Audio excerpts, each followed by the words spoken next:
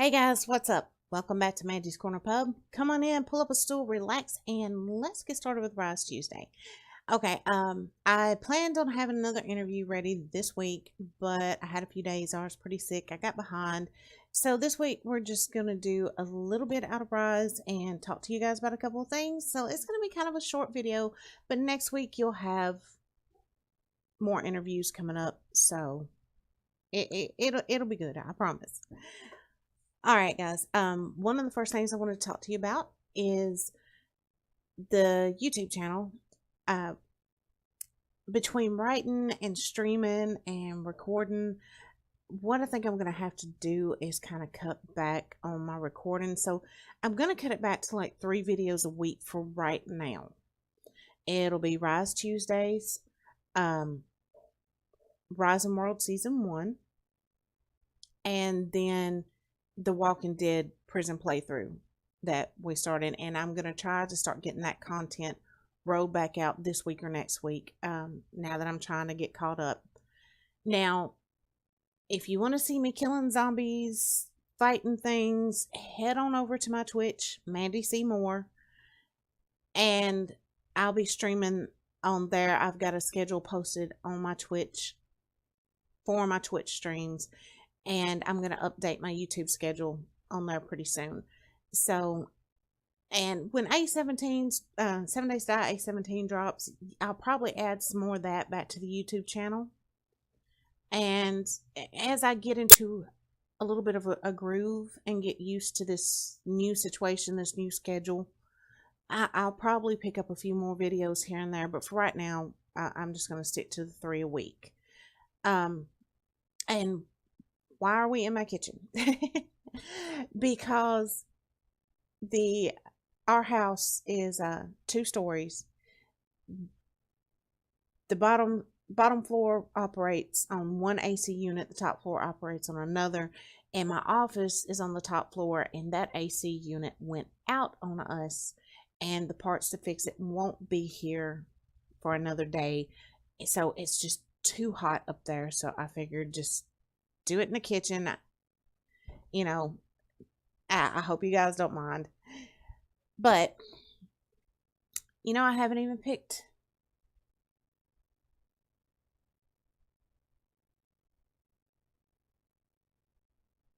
I haven't even picked what we should read.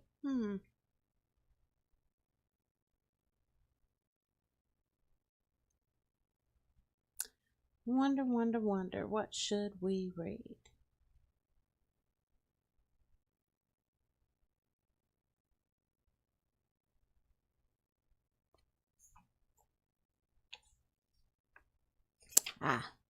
I think this will work. Cap had never been the best conversationalist, struggling with even simple small talk. So, tough or serious conversations were particularly hard for him. There were many things he wanted to say to Star. He desperately wanted to help him process what he knew he was surely feeling. He couldn't find the words to begin. Thus they rode in silence, with the exception of the static from the radio Star turned on occasionally, hoping to hear some news. After 30 minutes or so of that, Cap believed he'd figured out how to start the conversation. But as he opened his mouth to speak, a beeping started. Not good, Cap muttered, his heart sinking when he looked at the dash. What's not good? Star questioned. We've had more than enough not good for today. I agree with you, but that was the low fuel warning. If we don't find gas soon, we're going to have more not good. Star rolled his eyes. This day just keeps getting better and better. Cap was filled with relief when he looked up ahead. Maybe it actually is. Star saw it too. Well, wonders never cease. Just up the road was a Danderford's Emporium, a big box superstore. At Danderford's, one could buy groceries, clothes, pet supplies, housewares, and gas, among other things. Cap's relief was short-lived. He knew Danderford's stores were always located in decently sized towns. So it stood to reason they were coming into a town. Would it be overrun like Roma? Apparently, the same thought crossed Star's mind because he used the walkie-talkie he gotten at the convention to radio Gray in the back, making the others aware of the situation. Kix quickly pulled the door down as far as he could, but about a 12-inch gap remained. Since the door was spring-loaded, he was forced to hold it in place. Gray returned Tudor to his carrier, and Cage trained the rifle he had swapped his shotgun for on the door. The three siblings gripped pipes while Gray raised the shotgun Cage had previously discarded. They felt like fish in a barrel. Cap steered the truck to the gas pumps, trying not to accelerate much to keep it as quiet as possible. Star held tightly to his shotgun, his eyes darting around the parking lot. It was well lit, but the store itself looked closed. He saw no signs of anyone, living or dead. But he knew they could not afford to let their guard down. He radioed Gray again, telling him they should stay in the back for the time being. Cap shut the truck off, and they exited the cab. Cap moved swiftly to refuel the truck. For the briefest moment, he allowed himself to consider the possibility the pumps may have been turned off, locked, or empty. Any of those scenarios would spell disaster for them. Pushing that thought from his mind, he said a silent prayer as he reached for the nozzle.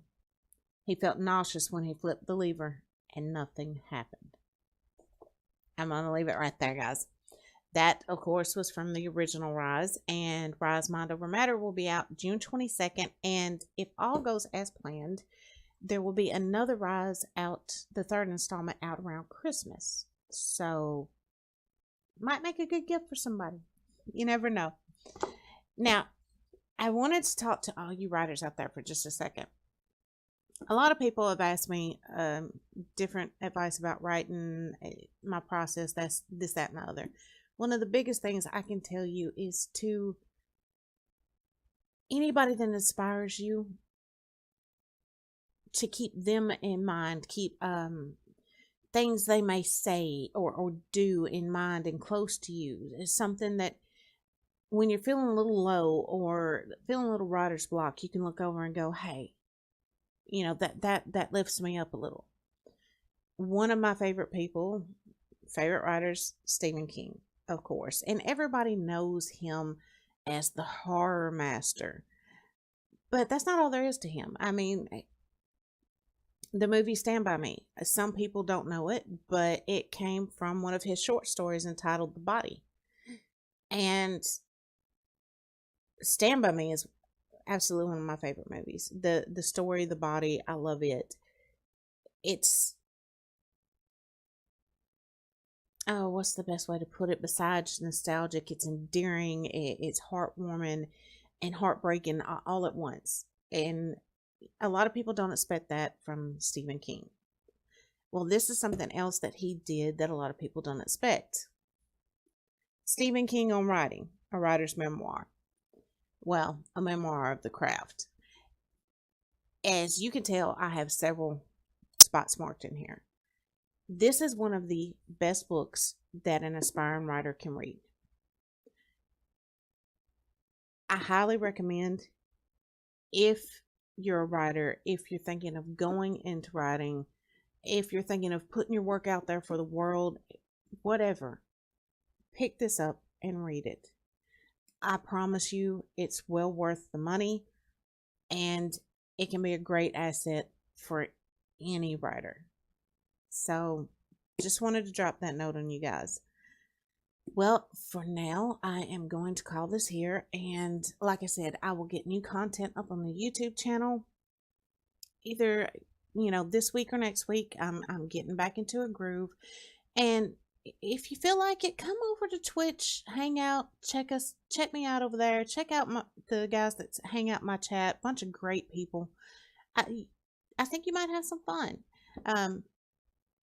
As always, all links in the description, and I really appreciate you guys coming by. I appreciate your support. I just appreciate it all. Thank you so much, and till next time, catch y'all later. Bye bye.